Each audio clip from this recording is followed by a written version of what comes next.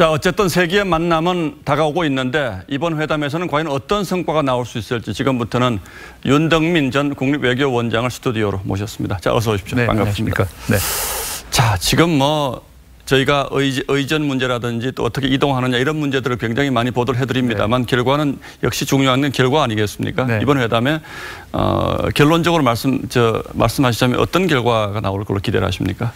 글쎄요, 사실은 싱가포르 회담 때도 저희 기대가 굉장히 높았지 않았겠습니까? 그러나 의외로 사실상 그 내용이 없는 그런 합의문이 나왔었는데 이번 회담도 사실은 실무 회담의 시간이 너무 적습니다. 그래서 보통 정상회담을 하려면 실무에서 일정 부분 비핵화의 틀이 만들어지고 난 다음에 그 공식적으로 두 정상이 만나서 그것을 문서를 사인하는 그런 형태의 행사가 돼야 되는데 지금은 실무회담이 너무 적기 때문에 결국은 깜깜이 정상회담이 될 것이고 모든 것이 앞으로 5번 만나기로 돼 있는 정상회담의 결과에 따라서 달라질 수 있다는 생각이 같습니다. 대개 정상회담은 실무적으로 뭔가 합의를 해서 사인만 하는 이런 절차를 거치지 않습니까? 그런데 특히 이번 회담은 핵이라는 아주 중요하고 미묘한 문제들이 있는데 이게 정상회담에서 뭔가 결론이 날 수가 있겠습니까? 네, 기술적으로 굉장히 어려운 문제들이 많은데요. 그래서 완전한 핵 폐기를 담보할 수 있는 그런 합의문이 나오기는 쉽지 않을 것 같고요.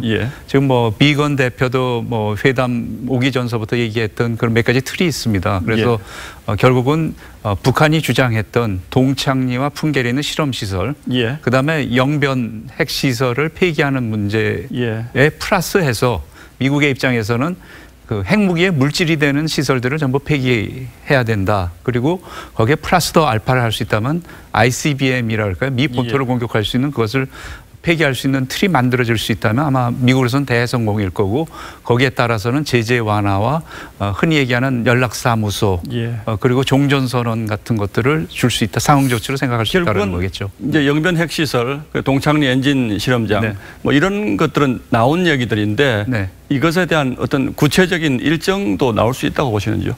그것도 그렇게 쉬운 문제는 아닐 거라고 생각합니다. 그래서 영변이 포함된다 하더라도 영변은 상당히 이제 노후한 시설이고요.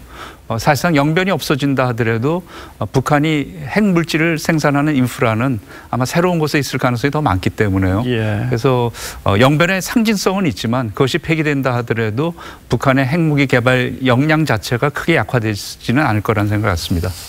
관련된 얘기입니다만 어제 우리 청와대에서 갑자기 종전선언 가능성을 언급하지 않았습니까? 이건 어떻게 평가하십니까? 조금 아쉬운 점은 저희가 여태까지 이 한반도 문제의 당사자 문제, 특히 한국 전쟁의 당사자 문제를 둘러싸고 상당히 많은 그런 북한과의 논쟁을 벌여왔었고요. 그래서 특히 노무현 정부 때의 어떤 정상회담 또 지난번 문재인 대통령과 이 김정은 위원장의 정상회담을 통해서 종전선언은 3자 혹은 4자 간에 한다. 그래서 한국이 반드시 하나의 당사자로서 들어간다는 것이 하나의 원칙이었는데 갑자기 저희가 어떤 한반도 문제의 당사자로서 한국의 입장이 빠져버리고 미국과 북한 사이에도 우리는 개의치 않는다라는 입장으로 갑자기 변하게 된 배경이 과연 무엇인지 그래서 그 점이 좀 아쉽다라는 생각을 갖습니다. 요 점에서 하나 제가 궁금한 걸 더 여쭤보겠습니다. 그러면서 오늘 문재인 대통령은 한반도 문제는 우리가 주도적으로 해결하겠다 이런 의지를 또 강하게 밝히셨단 말이죠. 종전선언에는 우리가 빠지는 것은 문제가 없는데 한반도 문제는 우리가 주도적으로 처리하겠다. 이건 어떻게 보면 조금 앞뒤가 안 맞는 얘기처럼 들리는데 이건 어떻게 보십니까? 그러니까 이 평화 체제 문제, 앞으로의 평화 협정 문제가 될 때는 종전선언은 정치 선언이기 때문에 앞으로 평화 협정은 우리가 포함되겠다라는 그런 의지도 읽히고 또 한반도의 전반적인 어떤 상황을 남북 관계를 앞으로 우리가 주도해 나가겠다는 그런 의지로 대통령의 의지 표명으로 생각됩니다.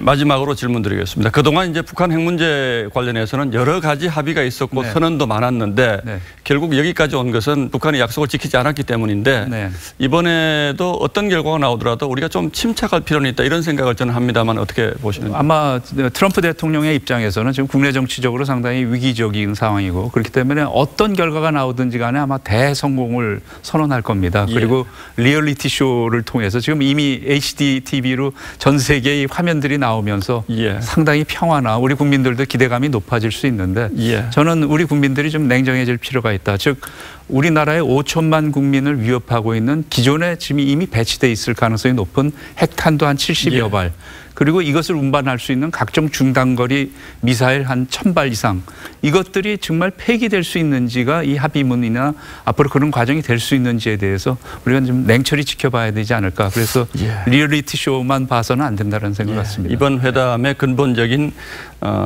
목표가 북한의 핵 폐기라는 점을 우리가 정말 한시도 잊어서는 안 된다 이런 말씀으로 저희가 이해를 하도록 하겠습니다. 오늘 말씀 고맙습니다. 감사합니다.